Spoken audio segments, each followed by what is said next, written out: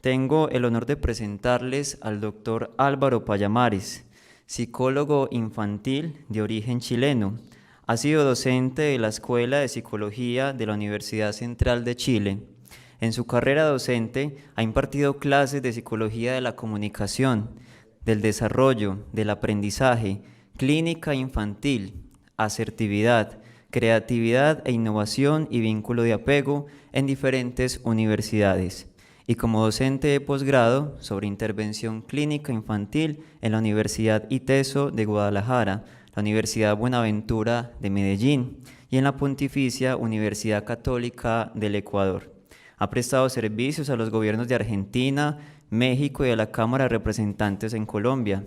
Ha realizado consulta privada especializada en intervención temprana desde el año 2004, utilizando filmación y microanálisis y video feedback. Es creador del modelo de intervención temprana CIT. Ha prestado asesoría o capacitaciones al Sistema Chile Crece Contigo, Sename, Aldeas Infantiles SOS, Fundación Mi Casa y diferentes entidades de Latinoamérica. Es miembro del International Liaison Committee de EIN, International Attachment Network, miembro de la International Association for the Study of Attachment, director y comunicación de redes y cofundador de América por la Infancia. El doctor Álvaro Payamares nos acompaña desde otro país a este congreso y nos acompaña con su presentación El arte de resignificar.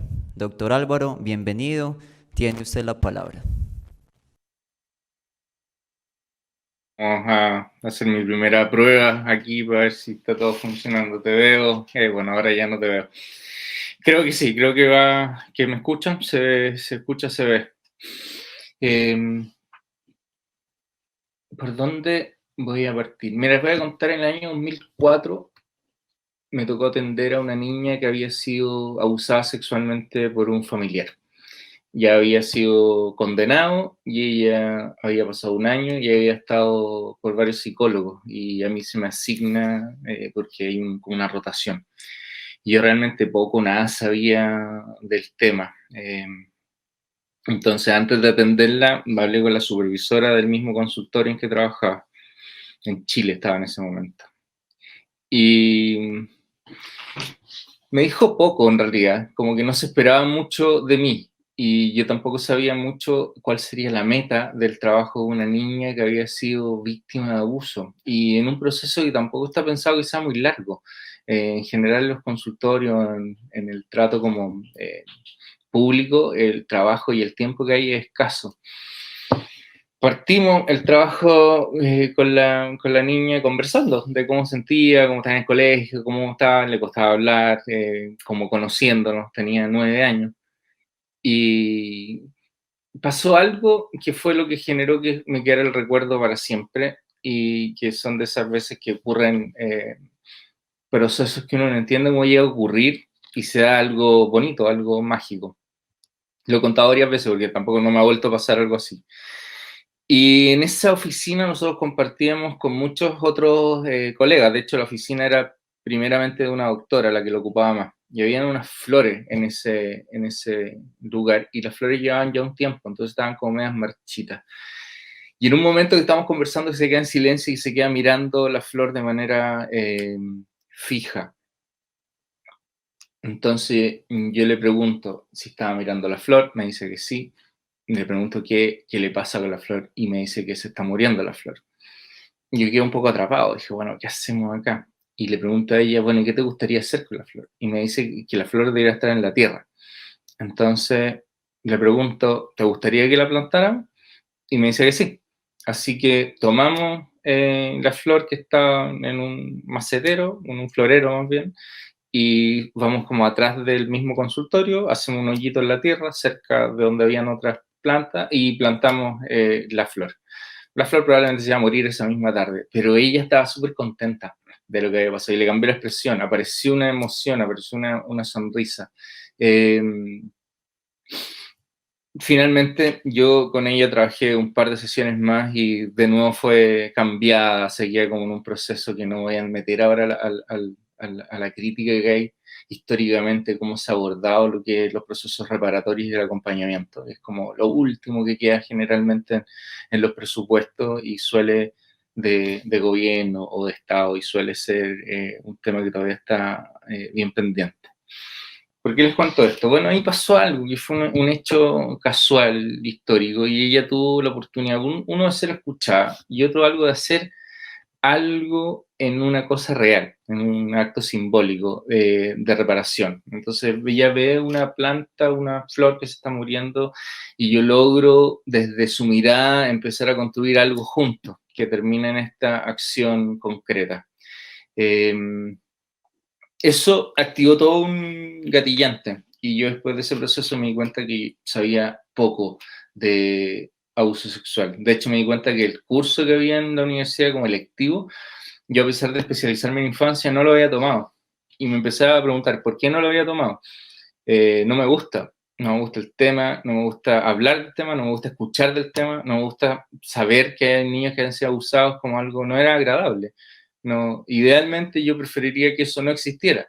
Y si eso me pasa a mí, probablemente le pasa a mucha gente. Tanto personas que conocen el fenómeno más profundamente desde distintos puntos, tanto gente que no tiene idea de qué se trata ni se puede imaginar que a alguien le pueda hacer daño de esa magnitud a un niño. Entonces, ahí tenemos un primer impedimento social, comunitario, es como de la sensibilidad o madurez del pensamiento cultural, lo que es lo que nos regala el cómo hacemos las cosas. Y ahí hay algo del orden de esto que no es agradable, no lo quiero ver, lo voy a tapar y lo voy a esconder. Y si alguien intenta mostrarlo, lo voy a retar o regañar, ¿sí? Para que entienda que no, estas cosas no son bienvenidas. Y fue súper impactante. Entonces hice el giro contrario y empecé a investigar sobre específicamente abuso sexual infantil. Volví a la universidad, ya estaba haciendo clases, o sea, ya estaba fuera de la universidad, volví a la universidad y tomé los cursos de prevención de abuso sexual y después me fui a Argentina, me acuerdo, a formarme con Irene Intevi y me compré los libros de Irene Intevi y empecé como a hacer un desarrollo más profundo, a entender el fenómeno y lo complejo que era. Entonces, en esta línea les quiero mostrar, antes de llegar a lo medular, como es como un tutorial que les voy a hacer para que puedan tener acceso a información que fue la que fue dejando el rastro. Todo gratuito y todo está abierto. Entonces, les quiero ir mostrando algunas cosas que les pueden dar luces para poder también acercarse a tener una mejor comprensión de estos fenómenos. Mira, lo que ven aquí es un blog que yo abrí el año 2006, 2 años después de que tuviera este caso. Y empecé a compartir información de psicología infantil primeramente. Ya es casi como un museo, un poco, en cuenta la última publicación es como un repost que hice en enero, pero sigue sirviendo como un lugar donde está el material histórico. Aquí hay algo que hice en los últimos posts, no es lo que me interesa, artículos previos. En artículos previos, que es este lado de acá de la derecha, vamos a encontrar 1, 2, 3, 4, 5, 6, 7. El séptimo archivo se llama Indicadores de Abuso Sexual Infantil. Y después de ese hay otro que se llama El Hechizo, Cuestionario para Padres, Cómo los niños cuentan, Síndrome de acomodación, Incesto, Exploraciones inadecuadas. ¿Sí? Tendríamos 6 artículos más sobre estos temas. Voy a marcar el de indicadores de abuso sexual infantil.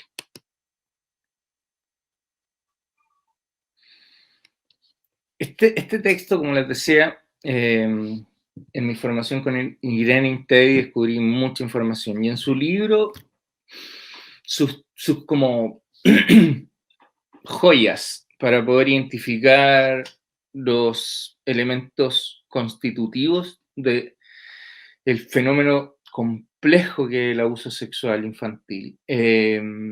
Lo permite ordenar. O sea, acá está bastante ordenado eso en este libro. Yo de ese libro tomo algunas citas ella Irene Entedi. El libro se llama Abuso sexual infantil en las mejores familias. Yo lo que hago, este libro tomó aproximadamente como 15 páginas en diferentes como partes del libro, son todas citas con como comillas, que son todos los indicadores de abuso sexual infantil que en ese momento en internet no existían. Tú no podías tener acceso en línea a ver los indicadores de abuso sexual infantil. Estamos hablando del año 2006. Hoy día hay bastantes otras fuentes que están mucho mejor diseñadas. Yo lo que les digo a la gente, si ustedes quieren tomar de esto, porque esto es algo largo, les recomiendo cortar y pegar, pasar a un Word, imprimirlo, rayarlo y aprendérselo. Y en un momento pensaba que cualquier persona que trabaje con niños debería leer este texto. Y por eso también es que lo difundo y gasto tanto tiempo, o gasté tanto tiempo en armar un blog y hacer esas cosas. Y aquí viene una parte que es bien desgarradora, y es que este texto ha permitido que se junte una comunidad y hay mucha gente que derivado de este texto se ha acercado y hemos generado como enlaces para los sistemas reparatorios. Hay 98 comentarios hoy día. ¿Cuál de todos los comentarios más duros? Son testimonios en su mayoría. Y hay cosas que son impresionantes. Yo me he puesto a llorar varias veces leyendo los comentarios y el texto. Hay algunos comentarios que todavía me provocan eso. De hecho, en alguna oportunidad leí algunos de los comentarios en alguna presentación, pero no lo voy a volver a hacer. Son muy rudos. Y aquí abajo de nuevo está el acceso a distintos archivos que ya son más sintéticos y que tienen algunos temas que pueden ser muy relevantes en esta como...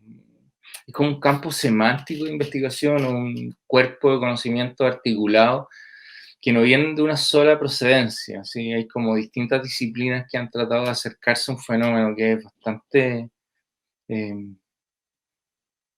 no solo complejo, sino que es multidimensional y también en distintos momentos de la historia ha cobrado como otros lugares.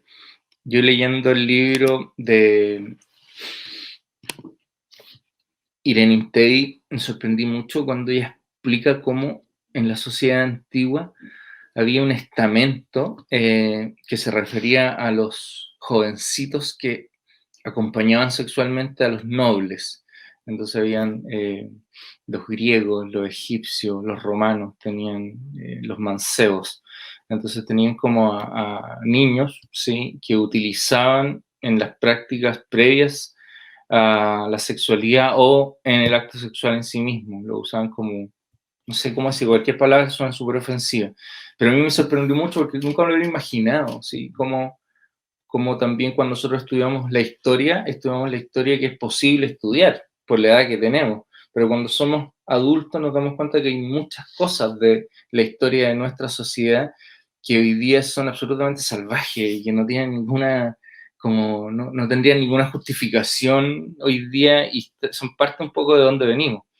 Eh, Parece ser que el abuso sexual o la transgresión de límites hacia los niños es algo que ha acompañado a la sociedad casi siempre. Es algo, cuando uno llega a ese punto es como desolador. Sin embargo, también sabemos que en este punto del desarrollo social estamos como en el lugar donde hay más conocimientos, donde hay más lucidez también. A pesar de que estamos lejos de llegar al óptimo, estamos mucho mejor que ningún otro momento histórico de lo que ha ocurrido en relación a la concepción de la infancia y sus cuidados. Tenemos entonces ese contexto, hay una experiencia personal en la búsqueda profesional de caminos hacia la reparación que nos permiten entender que antes de reparar tenemos que darle un lugar a ese fenómeno, a esa transgresión, a esa violencia, a ese delito. Hay que ponerle palabras. La resignificación tiene una orientación semiótica, semántica, que se refiere a atribuciones que nosotros les damos a las palabras o al significado que éstas tienen. Aquí la dicotomía de... Se me olvidó el nombre en este momento, pero entre el significado y el significante, entre el sintagma y el paradigma, es fundamental. Entonces, al parecer, desde este lugar, significante se refiere como a la palabra escrita, y el significado pueden ser varias versiones de esta. El significante y el sintagma es como lo que se ve, y el paradigma y el significado es todo lo que a lo que alude, si lo que viene acompañado. Entonces, pareciera ser que en el fenómeno del abuso sexual, el silencio y el secreto es algo que lo acompaña. Entonces, resignificar el silencio tiene como, es como una, hay un truco ahí, porque uno no puede resignificar lo que no ha tenido significado, lo que está como oculto. Entonces hay como hacer como un ejercicio primero para poder abrir lo que está oculto, y después eso que se abre hay que ordenarlo, secuencializarlo y darle algún significado semántico. Mira, me voy a ir acercando a esto, que voy a intentar complejizar y simplificar al mismo tiempo, porque eso ocurre con este fenómeno. Finalmente, cuando lo entendemos, hay cosas que eran simples, pero estaban ocultas detrás de elementos que son muy complejos. Eh, el perfil de los abusadores sexuales es algo que se ha estudiado mucho y es difícil de definir. No tienen una distinción específica, de hecho es muy amplio el fenómeno. Y lo que se da es que la sociedad tiene ciertos prejuicios, piensa que el abusador sexual es el ser marginal o el ser que tiene alguna marca que lo haga mostrarse que es malo. Y no ocurre eso. De hecho, el perfil de los abusadores es absolutamente diverso. No podríamos decir que hay un patrón. Sí hay una tendencia en hombres más que en mujeres.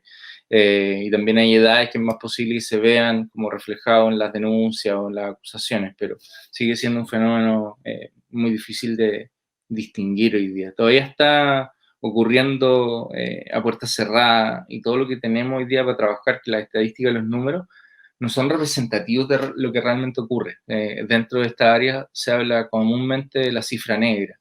Entonces es más bien un estimado. Y el estimado más o menos que por cada denuncia que hay otros 7 casos que no se van a denunciar.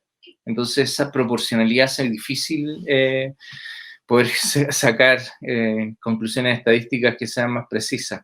Eso es un impedimento por un lado. El perfil del agresor es muy diverso, ¿sí? Aunque hay ciertas regularidades, no son taxativas.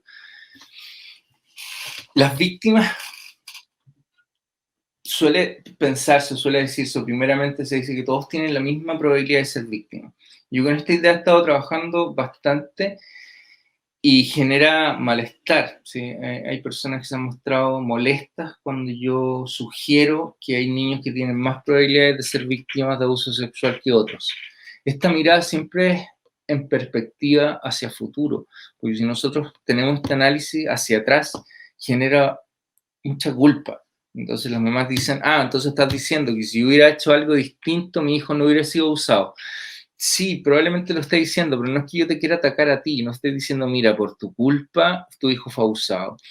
No esa es la intención, sino más bien entender que hay cosas que hoy día nosotros como adultos podemos hacer que bajan la probabilidad de que tu hijo sea víctima de abuso sexual infantil. Porque los agresores no son, no están jugando al azar. El agresor suele tener un perfil de víctima que busca, selecciona, observa, caza finalmente. Están es una dinámica muy de depredadores. De hecho, el nombre en el mundo técnico se les conoce como depredadores sexuales, ya cuando tienen este perfil como metódico de buscar sus víctimas. Entonces, cuando este depredador busca sus víctimas, busca víctimas que sean obedientes, que, que le digan que sí. Generalmente busca víctimas que puedan ser doblegadas, que logre él tener cierto poder sobre ellas. Entonces, no todos los niños entran en ese perfil, y eso sería un primer elemento que al parecer es importante. Ahora lo voy a poner en retrospectiva o en contraste. Entonces, lo que nosotros deberíamos instalar desde la información que tenemos histórica es que, al parecer, podríamos disminuir la probabilidad de abuso sexual infantil cuando nosotros logramos hacer algunas cosas. De estas son mejorar la calidad de los vínculos, mejorar los canales de comunicación, eh, velar y anticipar por los espacios que comparten los niños, mantener feedback cotidianos de sus experiencias emocionales. Y eso está asociado a vínculos seguros de apego. Está relacionado a relaciones de confianza. Eso quiere decir que si yo tengo un vínculo de apego seguro y tengo una relación de confianza con mi hijo, es menos probable que él sea víctima de abuso sexual infantil. Parece que es lo que estoy diciendo. ¿Y eso implica entonces que él no vaya a ser víctima de abuso sexual infantil? No, no es algo que pudiéramos decir con certeza. Digamos que hay una distancia entre lo probabilístico y lo que realmente ocurre, ¿sí? Nosotros, por ejemplo, con un informe no podemos descartar que haya abuso sexual infantil, pero sí podemos encontrar indicadores que lo vuelven altamente probable o presumible. Pero también cuando nosotros hacemos una evaluación de abuso sexual infantil y no encontramos los elementos, no podemos descartarlo, ¿sí? Porque eventualmente podría haber ocurrido que hoy día no estén los síntomas o que hoy día nosotros no sepamos evaluar. Vean cómo ha ido aumentando como la especialización y cómo se evalúa el abuso sexual hace 20 años. Es muy distinto cómo se evalúa hoy día y hace 30 años quizás no se evaluaba. Entonces ha ido cambiando ese aspecto. Quiero llegar a la pregunta que me planteé, pero es difícil si no logramos entender que para poder resignificar primero tenemos que ordenar experiencias que son altamente traumáticas. Y si son altamente traumáticas, probablemente no tengan palabras y haya una cantidad de emociones muy intensa. Dentro del estudio de las secuelas o las consecuencias que tiene el abuso sexual infantil, la que más se repite y la que más conocida dentro del mundo de la psicopatología o el mundo del trauma es la disociación. Y la disociación tiene como también subniveles, ¿sí? Como concepto y como laguna disociativa o pensamiento disociativo o procesos disociativos, como que hay distintos como, dentro del mundo de la disociación hay alta complejidad también en ella. Pero el punto es que la disociación te impide ordenar, secuencializar y resignificar. Entonces hay como una barrera. ¿Por qué es tan difícil resignificar? Porque no puedo llegar a ello. No puedo poner palabras. Se rompe el discurso, entro en un colapso, entro en un estado afectivo de angustia que no logro salir. ¿Cómo salgo de ahí? Y entonces, el arte de resignificar, cuando nosotros pensamos en el abuso sexual infantil, requiere un marco de cariño, contención, confianza, seguridad. Lo que explicaba John Bowlby es que el terapeuta termina siendo una base segura que le permite al paciente explorar su propia experiencia. Entonces, al parecer, necesitamos muchas cosas. Una de ellas tiene que ver con poder hablar de estos temas, poder hablar de lo que hizo ese tío, ese primo, ese abuelo, ese papá, ese padrastro, ese adulto, y nombre puro hombre también por estadísticas. También puede ser la educadora o puede ser la mamá o la abuela, es menos probable estadísticamente, pero también hay casos de eso. Y cuando ocurre es más duro porque la sociedad entera mira con suspicacia que eso pudiera llegar a ser real para la víctima. Para la víctima se vuelve muy difícil tratar de convencer al mundo que algo inverosímil está ocurriendo, o ha ocurrido, o ocurrió. Algo tan inverosímil que ni yo me lo creo que haya ocurrido. Y entonces, si ni yo me lo creo que haya ocurrido, ¿cómo alguien puede ayudarme a que eso tenga un significado distinto del que hoy día me condena? Ese es un punto importante. Entonces, me parece que la sociedad te invita a callar, te invita a no decir. Le cuesta mucho ventilar, abrir, destapar y, consecuentemente, ejecutar condenas a quienes resulten responsables. Una de los costos que cuando se abren estas cosas son debacles en los árboles genealógicos, en los grupos familiares, en comunidades enteras. Empieza toda una batalla de a quién le creen, qué no le creen. Generalmente también estos depredadores sexuales han logrado, están súper insertos socialmente por generar como escudos de hierro que los protegen de personas que son capaces de ellas mismas sacrificarse por defenderlos y otras cosas. Hay un montón de casos históricos, tanto en el continente como fuera de él, de este fenómeno. Entonces pareciera ser que un primer punto tiene que ver con el elemento social de como comunidad, hablar del abuso sexual no solamente el 19 o el 20 de noviembre, y que sea algo más partícipe, más que del abuso sexual en sí mismo, porque es algo confuso hablar de ello, hablar de la prevención. Y cuando hablamos de la prevención, finalmente terminamos hablando de reforzar los lazos, mejorar los vínculos, hablamos de confianza, hablamos de relaciones y hablamos de honestidad, de transparencia, hablamos de sexualidad también. Acá hay un tema que cruza hoy día el continente también, que está el lugar que tiene la educación sexual en la salud mental y en la protección. Hay muchas personas que dicen, yo me enteré que estaba siendo abusado sexualmente cuando a los 12 años, a los 11 años, a los 13 años, a los 15 años, una profesora contó algo que yo había vivido y dijo, esto es abuso sexual. Y yo antes de eso no sabía. Eso, tengo un montón de relatos de eso, me ha llegado esa frase me ha llegado varias veces, y eso también está a la base de la necesidad que tenemos de poder tocar estos temas y que sean abiertos.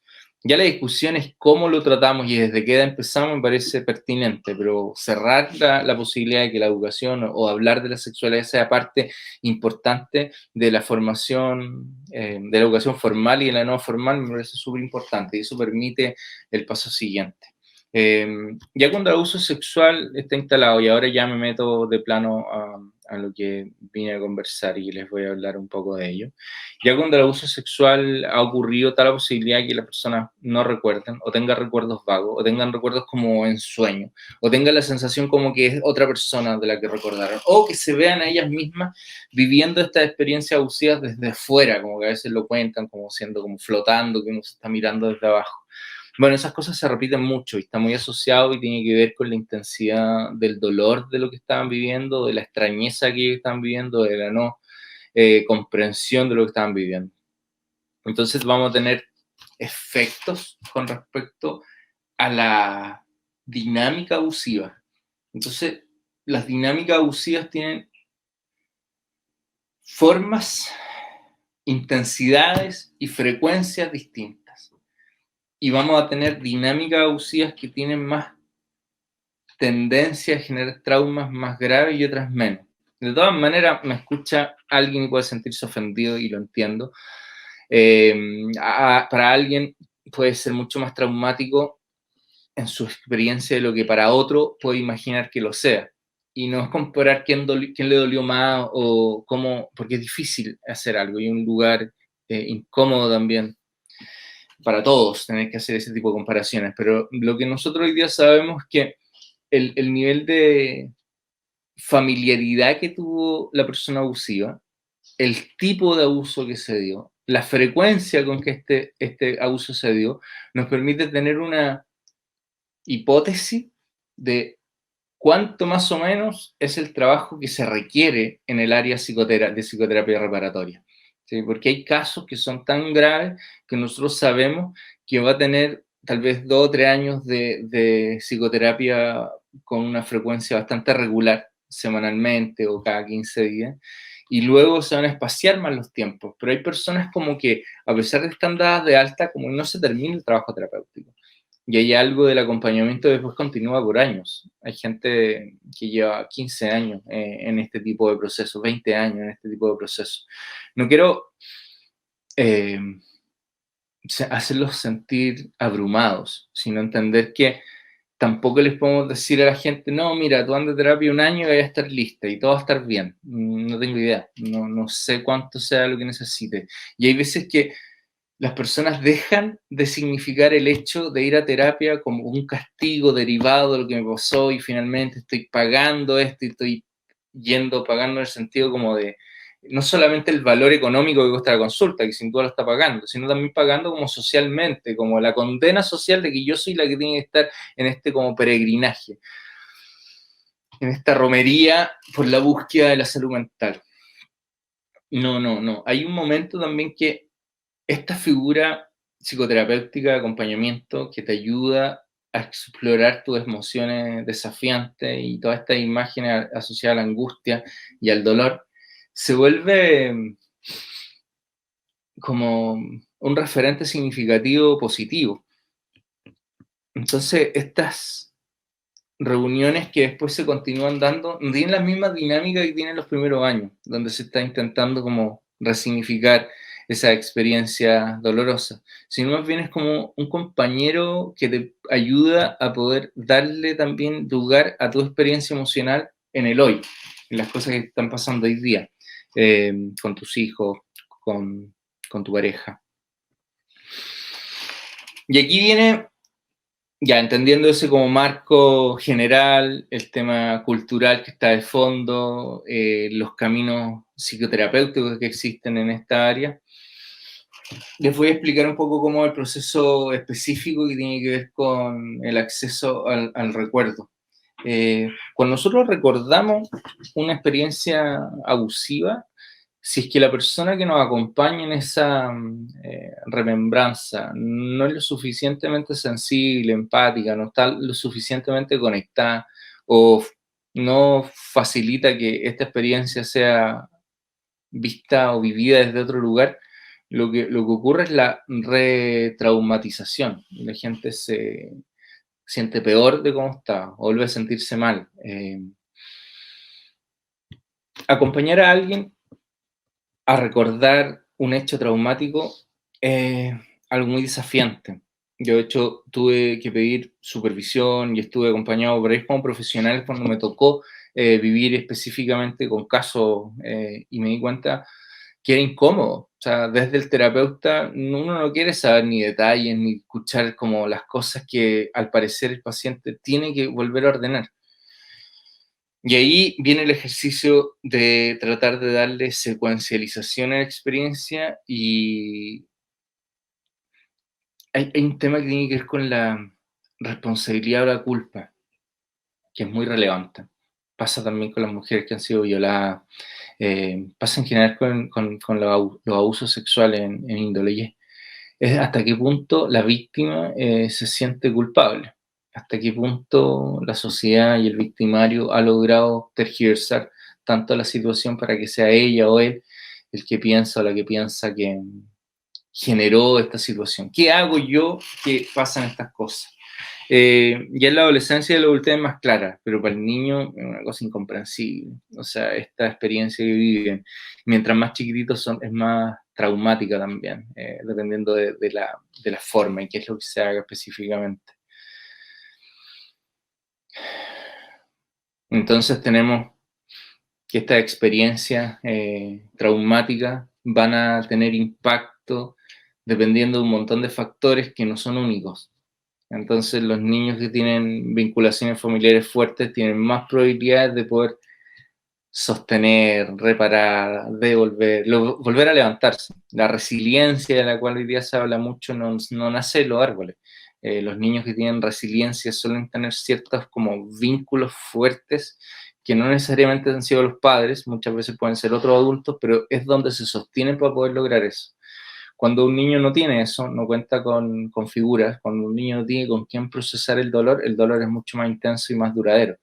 Entonces, el dolor no es subjetivo.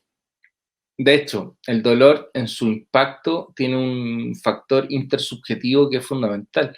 O sea, el hecho traumático, como decía esta profesora Megan Gunnar, tiene algo que se llama el doble impacto. ¿Sí? Hay un doble impacto con relación a la negligencia y cuando nosotros no tratamos bien a los niños. Digamos que el cerebro humano viene diseñado para llegar a su 100% o el porcentaje óptimo en relaciones de buenos tratos. Cuando no sean esas relaciones de buenos tratos, eso está disminuido, entonces nos está llegando su potencialidad. Y si además de eso, que no hay una relación bien tratante que permita esta incremental complejidad de la interacción del cerebro con sus partes, va a tener lo que se conoce como el doble impacto o el segundo golpe. O sea, primero no contamos con el crecimiento necesario y además de eso ahora viene algo que genera una como inhibición del desarrollo o un desarrollo desviado en ciertas áreas o ciertas emociones. Y ahí el abuso sexual tiene un lugar que genera cierta como desviación, distorsión, torsión, de todo lo que tiene que ver con la afectividad, la intimidad, la sexualidad, y algo súper relevante, ¿sí? Y que conecta los vínculos. Entonces, se necesita, y ahora como en línea de resumen y sintética, se necesita formación en indicadores de abuso sexual para poder detectarlo. Se necesita comprensión del estamento legal o las bases jurídicas que están en tu país para poder darle un acompañamiento eficiente a estas familias. Creo que hay un trabajo también de las instituciones para volver más expedito los procesos de evaluación y de derivación y de inicio de procesos reparatorios, que hoy día en general sospecho que Colombia debe estar igual que el resto de América y hay unas listas de espera enormes. Un niño abusado tiene que esperar entre 6 meses, un año para tener una primera atención con un terapeuta y tal vez está circunscrita a un rango de sesiones que es muy corta, que no va a tener la posibilidad de generar estas vinculaciones más a largo plazo, que son las que se requieren en daños de esta magnitud. Esto entra dentro de un área que se conoce como el trabajo con trauma complejo. O sea, dentro del trauma complejo, una de las vertientes que lo generan es el abuso sexual infantil crónico. Eh, entonces, dentro de ese marco se esperaría que de aquí a los próximos 50 años haya una, ¿cómo se dice? Hay un cambio profundo en el cómo estamos entendiendo el lugar del Estado y la familia en la protección de los derechos de los niños. Eso es algo que viene a continuación. Bueno, entonces necesitamos formación de los profesionales, necesitamos una sociedad e instituciones que están alineadas con la investigación científica actual. Eh, y dentro de ese lugar, ya cuando contamos con esos dos espacios, una sociedad más proactiva y profesionales mejor formados, hay un camino de acompañamiento para las víctimas de abuso sexual infantil. Al mismo tiempo que estamos generando política y estamos generando reflexiones que estén buscando y disminuyendo esa estadística históricamente hacia adelante, que cada vez sean menos los niños que sean víctimas de abuso. Los victimarios de 20 años son hoy día niños que probablemente van a ser abusados. Y si nosotros logramos que esos niños que van a ser abusados no lo sean, es un victimario menos que tenemos en 20, 30 años más. Y en esta lógica deberíamos ir disminuyendo los números y no sé en cuántos años, pero es un momento que esto realmente debería acabar. El abuso sexual ocurre a puerta cerrada, en segundos, puede quedar instalado, pueden ser reuniones familiares, se aprovechan de momentos, de espacio, y después esas cosas se repiten. Hay algo del orden de la repetición cuando no hay reflexividad. Entonces, cuando las víctimas de abuso sexual a veces ni siquiera lo saben que fueron víctimas de abuso y nunca tienen un espacio reparatorios para poder entender ese dolor, puede ser que esa misma conducta se repita de manera irreflexiva. Eso ya no entiendo mucho cómo, no puedo llegar más allá de cómo funciona ese fenómeno, pero está bastante claro que hay como una transmisión transgeneracional del abuso sexual y que hay árboles genealógicos familiares donde está como el virus de abuso sexual y se repite generación a generación en distintos momentos de la historia, después los relatos que tienen estos adultos recordando las cosas que vivieron. Empatía, confianza, cercanía, calidez, hay un vínculo que se tiene que construir. Desde ese lugar uno puede acompañar a un otro y ayudarlo a que se vea diferente a cómo se ve. Generalmente la víctima está muy atrapada a una significación negativa de quién era ella misma, objetivizada, no valorada, y eso queda un poco como atrapado. Entonces es importante volver a mirar al victimario del recuerdo y darle una cuota de responsabilidad, entender que eso que ocurrió fue un delito, nombrarlo como abuso, la transgresión. En esta resignificación, yo con Vinca Jackson, tal vez los que sepan más del tema sabrán quién es, ella, me gusta mucho el concepto de hablar de sobrevivientes. Bueno, sobreviviente es una resignificación en términos concretos. Víctima es una palabra dura y una palabra estática. ¿Sí? Una víctima es víctima. O sea, como de ahí ya no hay mucho más, como que no hay una frase que sea como la superación de la víctima, no existe eso. El sobreviviente es algo muy distinto. El sobreviviente tiene otra carga emocional. Le da la relevancia y la importancia de esto. Lo digo así porque hay muchas personas que no sobrevivieron a sus agresores, terminaron muertas y realmente sobreviven. El abuso sexual y el maltrato crónico y las experiencias tempranas adversas lo que generan es que te van matando.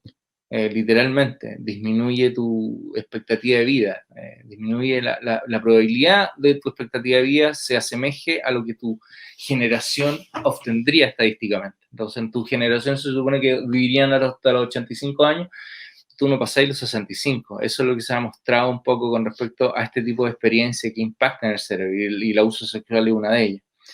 Entonces, al parecer necesitamos cierto valor de ambos, terapeuta y paciente, para poder resignificar aquello que ocurrió desde un lugar empático, cercano, y se requiere formación, supervisión, calidez humana, y hay que tener estómago también, no sé si eso lo digan, pero son temas crudos.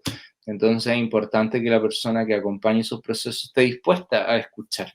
Patricia Crittenden nos enseña algo muy lindo. Patricia Crittenden fue la ayudante de Mary Ainsworth. Mary Ainsworth era la ayudante de John Bowlby, como la línea directa de la teoría del apego. Y ella nos enseñó que muchas veces a los terapeutas les es incómodo el dolor de la gente. Entonces, cuando la gente empieza a contar algo doloroso, cuando empieza a llorar o cuando le cuesta hablar, se le interrumpe, se le da un paño de papel, se le da un vaso de agua, le dice no, no te preocupes, o peor, se le termine la idea y nosotros cerramos lo que ella no está pudiendo hablar. Patricia Crittenden es muy enfática en eso y habla que eso es iatrogenia, eso es un daño que se le hace al terapeuta. Nosotros tenemos que tener como, es una actitud de respeto, interés y sostenimiento del dolor del otro. Entonces yo no puedo resignificar el dolor del otro si me da miedo. Si yo cuando siento que el dolor del otro empieza a aparecer, cuando empieza a aparecer el relato, yo me empiezo a sentir incómodo, me echo hacia atrás en la silla, la interrumpo, le digo que de eso mejor no hablemos. Eso genera la retraumatización. Entonces, para poder acompañar ese dolor, tengo que tener esta actitud de acompañamiento respetuoso, de interés genuino, calidez, y hay momentos que hay que interrumpir también, pero desde otro lugar. No interrumpo porque lo que tú estás diciendo no es sostenible para mí, por mi propio dolor y no quiero escucharte. No, te interrumpo porque es hora de que le pongamos otras palabras a eso que me estás contando. Y yo te interrumpo para cuestionarte. Y decirte, oye, pero ¿cómo una niña de 4 años va a ser responsable de lo que haga un adulto de 45? ¿Cómo es que tú me estás diciendo que tú fuiste la que hiciste eso? ¿Cómo? No sé, puedo cuestionar esta realidad impuesta donde la mala o el malo soy yo, que fui quien generó, quien hizo que el abuelo, esta persona hiciera esto, tal vez y que era tan buena, que todos lo respetaban tanto. Hay algo de eso que suele repetirse, una cosa impresionante. Hay mucho de eso, que por ahí un actor Perrone hablaba del concepto del hechizo, que está en uno de los textos que le mencionaba. Cómo los depredadores sexuales, como los pederastas tienen la habilidad de a través del lenguaje ir transformando la realidad que vivieron de tal manera que se invierten los roles. Y finalmente la víctima de la situación es el agresor y la niña o niño fue el que provocó todo. Y eso la primera vez que me llega me sorprendió y lo encontré, no, pero obvio que no. Y después me di cuenta que era un patrón y después lo leí, o sea, lo sé. Hoy día es una estrategia que tienen los pederastas de hacer sentir responsable de lo que ha ocurrido al sobreviviente en este caso. Entonces, al parecer, esta forma que tienen los pederastas dejan algo atrapado en la mente de los niños y que nosotros como terapeutas podemos entrar a esa mente con esta linterna que nos regala el conocimiento y volver a ordenar secuencialmente lo he hecho, de tal manera que ahora, en este nuevo orden, con esta perspectiva adulta, con la información de las neurociencias, con la información de la teoría del apego, con la información de la investigación científica, le podemos también dar fundamento a este adulto, a esta persona que está mirando su pasado y lo está intentando entender, que lo ordene de otra manera. Puede sonar como algo medio fantasioso, pero cuando la persona lo ordena de otra manera y lo explica de otra manera, ahí en sesión pasa algo en lo real, pasa algo que está pasando en ese momento, porque toda la persona la estás mirando mientras te está hablando. Y cuando termina de hablar, respira, hace un suspiro y te dice algo. Y si eso pasó en ese momento, a mí me ha pasado que la persona me dice después de ordenar, nunca lo había visto de esa manera. O hacen expresiones, o se quedan pensando, se quedan mirando. Cuando eso ocurre, algo cambió y cambió para siempre. Y cambió, tiene que ver con tu identidad, tiene que ver con cómo tú te ves en el mundo. ¿Quién eres tú? ¿Quién crees tú que eres y cómo crees tú que te ven los demás? Eso tiene algo vivo que ocurre en el día a día. Nosotros estamos constantemente actualizando nuestra identidad en relación a las personas significativas de nuestro entorno. El terapeuta, por lo tanto, tiene que volverse una persona significativa para lograr que esa información que le da de feedback le permita reorganizar su mente y reorganizar su identidad de tal manera de tener...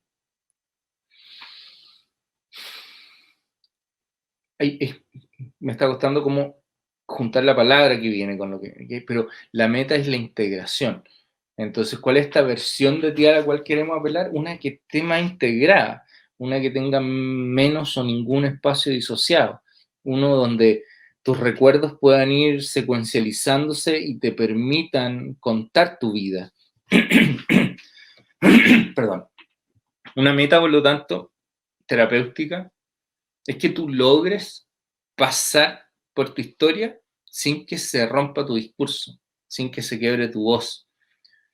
Antes decía sin llorar, pero me di cuenta, no, mira, no es llorar, nosotros podemos llorar, yo puedo contar algo y me puedo emocionar contarlo, pero tengo que terminar. Si yo me emociono con algo y no puedo seguir hablando, y no puedo, hay trauma no resuelto ahí, todavía hay algo de trabajar. Va a haber un momento, uno sobre todo cuando habla con personas que ya hayan terapia, ya hayan mucha terapia, y ya hayan mucho conocimiento de ellos mismos, y tú a esa persona le preguntas, bueno, ¿quién es? ¿O qué te pasó? ¿O por qué te pasó?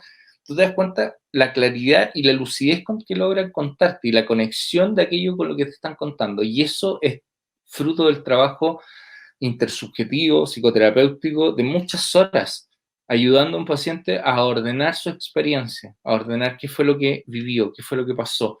Nosotros tenemos principalmente una estrategia narrativa ontogenética en la construcción de identidad. Todo esto que Vittorio Buidano nos regala y todo el mundo, como lo que hoy día se conoce como el porracionalismo, fue muy desafiante en su momento, cuando él irrumpe un poco a finales de los 80 con esta mirada y habla de la narrativa y del cinismo y de la discrepancia y la organización del significado personal. Fue algo muy desafiante, pero hoy día nos damos cuenta desde muchas teorías que se están llegando a lugares tan similares, el mapa no el territorio. Entonces pareciera ser que el dolor hay que darle un espacio en la palabra. Y hay que darle un espacio a la palabra que tenga cierta secuencialidad, coherencia y que esté reflejado en la historia. No puede ser tampoco que me esté inventando una idea paralela. No, de los elementos históricos reales, ¿cómo lo ordeno de tal manera yo poder seguir creciendo? ¿Sí? Finalmente, hay versiones de mí mismo que aún yo no conozco. Y ahí con esto termino. El arte de significar implica conocer mucho al paciente, conocer mucho al terapeuta. O sea, el terapeuta tiene que conocer mucho a sí mismo, el paciente tiene que conocerse a sí mismo. Tenemos que ser eco de lo que un poco la actualización nos regala y podemos darle este elemento humano de acompañamiento con una base científica de conocimiento. Y cuando sean esas dos como mezclas maravillosas, la humanidad y el conocimiento alineados, se generan efectos milagrosos. Digamos que el impacto que puede tener la relación con un terapeuta depende mucho de la calidad humana también del terapeuta y los conocimientos que éste tenga. Mientras mayor es el dolor y el trauma que la persona trae, mejores deberían ser las habilidades de este terapeuta para poder llegar a ese match como privilegiado que regala la oportunidad que en el encuentro se vuelvan a construir las historias de las personas que están en él. Creo que eso era lo que quería compartir principalmente. Me quedan muchas ganas de que la primera parte, sobre todo como el tutorial, le puedan dar un camino y puedan tomar más información y seguir leyendo. Y cuando dije, y con esto sí termino, cuando dije que una forma de disminuir las probabilidades del abuso era mantener líneas de comunicación abiertas y tener confianza en los vínculos, es fundamental y quiero terminar con eso. ¿Cuál es mi recomendación? Hablen con sus hijos todos los días, pero no simplemente pregunten si se lavaron los dientes y no le pregunten si se portaron bien en el colegio, pregúntenle cómo se sintieron en el día, cuándo sintieron, qué emociones sintieron y cuándo. Ahí aparece algo. Si son más chiquititos, enséñenle qué es la incomodidad. Los niños desde muy chiquititos pueden distinguir cuando se sienten incómodos, cuando no quieren hacer algo. Enséñenle esa palabra, incomodidad, porque desde muy chiquititos ya la pueden referir y eso les va a ayudar si es que algo estuviera ocurriendo. En general, el abuso sexual no ocurre una violación en el primer encuentro. Lo que ocurre son intercambios que empiezan a aumentar el nivel como de abuso, pero parten con roces, contactos, besos, cosas que de alguna manera podrían ser como más tenues a lo que llegan finalmente.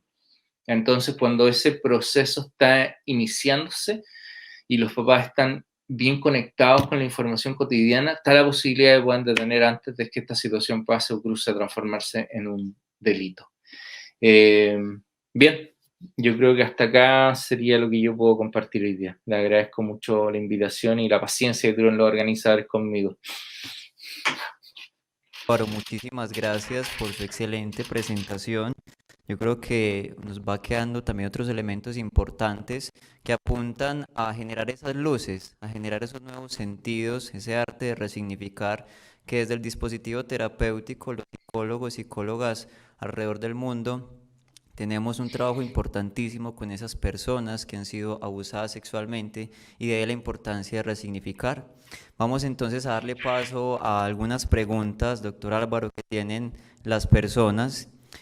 La primera de ellas dice, concentrándonos un poco más en los abusadores sexuales, en esos depredadores sexuales, como usted lo nombraba en la presentación, ¿cómo resignificar la propia historia de esos abusadores? Eh, Mira qué difícil tu pregunta. Me da una pena tremenda, pero de lo que yo he estudiado no se puede, ¿sí? Voy a hacer una distinción porque entiendo. Hay una distinción entre un pederasta y un pedófilo, ¿sí? El pedófilo siente deseo hacia los niños y el pederasta transgrede los límites y genera derechos. El concepto pedestería o los pederastas es un concepto jurídico del mundo de tribunales y el concepto de la pedofilia es un concepto del psicoanálisis primeramente o de la psicología, ¿sí? Está dentro de las parafilias. Entonces, el deseo sexual no cambia, ¿sí? No, una persona no le cambia el deseo sexual durante su vida. O sea, un pedófilo se va a morir pedófilo, ¿sí? Eso, lo que Irene Teddy decía, que es algo bien arriesgado, no vi que tuviera como una investigación con números específicos, pero ella su experiencia trabajando con agresores, ella trabaja en Barcelona con agresores sexuales, decía que el punto de corte son los 16 años. Si tú puedes trabajar antes de los 16 años, puedes cambiar la línea, pero ya pasando los 16 años, el objeto sexual no va a cambiar de esa persona. Se puede lograr de que no transgreda a los niños, disminuimos como las probabilidades, pero es muy arriesgado. Lo que decía Irene Integ, que ellos trabajan en Barcelona con los agresores, igual como se trabajan con los adictos a la heroína. Pero la diferencia es que cuando un adicto a la heroína recae, se hace daño a él. Pero cuando un adicto o un pederasta recae, destruye una vida. Entonces, el trabajo parece que es anterior y todavía no conocí ningún sistema que realmente ayude. Hay cosas para los acusados, condenados. Hay villas en Estados Unidos solo de pederastas, que son como pequeños como comunidades que no viven niños, son solo personas condenadas. Hay otras cosas que usan tobilleras, entonces están marcando dónde están. Hay, no sé, política que un pederasta cuando llega a un pueblo tiene que avisarle a todos sus vecinos que fue condenado y por qué fue condenado. No sé, en general nada de eso funciona, no tiene mucho resultado, así que no tengo mucha respuesta en ese camino. Álvaro, muchas gracias por su respuesta. Una pregunta bien compleja e interesante de trabajar también en el futuro. Sí. Por acá tenemos otra pregunta, doctor, y es a nivel familiar, ¿de qué manera se puede apoyar al niño o la niña ante una situación de abuso sexual? ¿Cómo se puede apoyar desde esa misma familia que se da cuenta en un momento dado de que su hijo, el niño o la niña fueron abusados? Eh, Sí, mira, son preguntas difíciles porque ahí lo que hay que hacer es como, depende de quién lo usó, cuánto fue el abuso, dónde está ocurriendo, qué más viene de la familia. Lo que yo creo que hay que entender es que si alguien fue víctima de abuso, es un llamado a la familia a que estudie, se informe, vea de qué se trata y que por la información podamos disminuir como escenarios que puedan activar de nuevo el trauma, de conocer qué son los gatillantes, los detonantes de lo que son los efectos traumáticos, ver si hay condena o no. ¿Sí? Mira, lo primero que una familia es creerle al niño. Eso es lo primero. Si tú me dices, yo te creo. Lo primero. Después vemos qué hacemos. Yo te creo. Después decirle, mira, eso que te pasó no debería haber pasado y no va a volver a pasar. Y eso encargarnos de que se ocurra, ¿sí? No soltar esa posibilidad. Porque lo que muestra es que la variable más relevante, pasado 10 años en la situación de abuso, para detectar cómo fue la resolución de eso, si la persona terminó con un trastorno de personalidad o terminó en una clínica con un desorden de alimentación, o ahora está haciendo clase en alguna parte sobre resiliencia y sobre cosas de ese tipo, ¿sí? Son caminos reales. Y lo que vemos es que la reacción que tuvo la familia en términos de la confianza hacia él era lo fundamental. Créanle a los niños cualquier cosa que ocurra en ese aspecto primero que nada. Doctor, muchísimas gracias por esa respuesta. También tenemos otra pregunta. Bueno, agradecen su conferencia, su excelente exposición. La pregunta es, ¿por qué una víctima que vio un suceso tan doloroso, tan traumático, por qué las víctimas repiten en sus vidas futuras esas historias de dolor? ¿Por qué dañan a otras personas? Sí, también es interesante, porque el cerebro tiene partes, el cerebro no es como, es una unidad, funciona como una unidad, pero tiene áreas que son distintas. Digamos que hay como predominancias con respecto a la guía o la toma de decisiones. Entonces, evolutivamente nosotros tenemos como activadores y desactivadores. Entonces, no sé, pues, por ejemplo, te dicen, no vayas al supermercado si no has comido. ¿Por qué? Porque la gente que va al supermercado y no ha comido compra muchas más cosas que la gente que no va al supermercado y no ha comido. ¿A qué quiero llegar con esto? De que hay cosas que son como automáticas y se activan y que tienen que ver con tus experiencias vividas. Y todo lo que tiene que ver con el abuso está muy asociado al contacto físico, a la intimidad, a la sexualidad. Entonces lo que ocurre es que generalmente la forma en que los niños son abusados son las que se repiten. Otra cosa que no dije en la segunda pregunta que voy a juntar con las dos. Cuando un niño es víctima de abuso sexual infantil, se despierta algo de la sexualidad y la probabilidad de que ese niño que fue víctima de abuso sexual infantil repita esas conductas con otro niño son muy altas. Entonces lo que hay que hacer es cuidar eso. Ya sabemos que eso se abrió. Entonces, en cualquier momento se ponen como, entre comillas, a jugar a aquello que fue lo que le propuso también como juego el adulto en algún momento. Entonces, ¿qué es lo que tendríamos que velar? Es las dos preguntas. Una, que estas cosas se repiten, es como un virus. Es como alguien que se contagia de influencia y después contagia al otro y al otro y al otro. Y lo otro, como familias tenemos que reeducar a los espacios. Entonces, si en un grupo de niños hay uno que, no sé, tuvo un contacto inadecuado con otro, hay que hablar de eso, entender qué fue lo que pasó y evitar que se vuelva a ocurrir en el mismo grupo. Hay que reeducar a los espacios donde ocurren situaciones abusivas. Perfecto, doctor. Muchas gracias por su amplia respuesta. Están haciendo preguntas muy interesantes las personas que están conectadas en la transmisión y también las que estamos acá presencial en el aula magna de la UPB. También tenemos una pregunta bien interesante, doctor Álvaro, y es, generalmente el abusador fue una persona abusada, fue víctima, pero se puede presentar que una persona que no fue abusada ocupe ese rol de abusador o depredador sexual.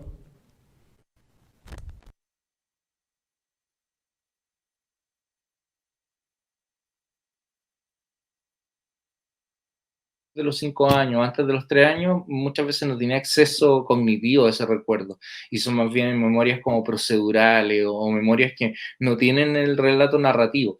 Entonces también yo creo que hay incluso pederastas o agresores sexuales que no son conscientes del daño que ellos tuvieron que llegó a que ellos fueran quienes son, porque no tenían acceso a ese recuerdo, pero eso ya tiene que ver con mi opinión. No lo he leído hasta acá, no he visto que nadie diga que haya una ley o que haya un gen o que haya algo que lo predisponga. No, eso sí que no existe. Lo que sabemos es que mayoritariamente los pederastas tienen experiencias abusivas que son análogas a su propia forma de abusar. Hay algo que se repite y es como el target del pederasta. Hay pederastas que buscan niños de 5 años, de 7, de 12, de 15. Y después cuando vemos suele ser esos niños que buscan con esa edad cuando se inició su proceso de abuso o cuando se dio el episodio más fuerte o algo así. Entonces hay una conexión entre estas dos cosas y yo sospecho que toda pederasta fue en algún momento un sobreviviente que sobrevivió de mala manera o de la peor de las formas que podría haber sido. Muy bien, doctor Álvaro, muchísimas gracias. Vamos con una última pregunta que hacen los participantes en esta transmisión del Congreso. Usted en su presentación hablaba de la importancia de la prevención, de actuar en prevención, así que ¿por qué es importante la prevención y actuar como red unificada, educación, sociedad, para poder resignificar, para poder justamente buscar nuevos sentidos y significados?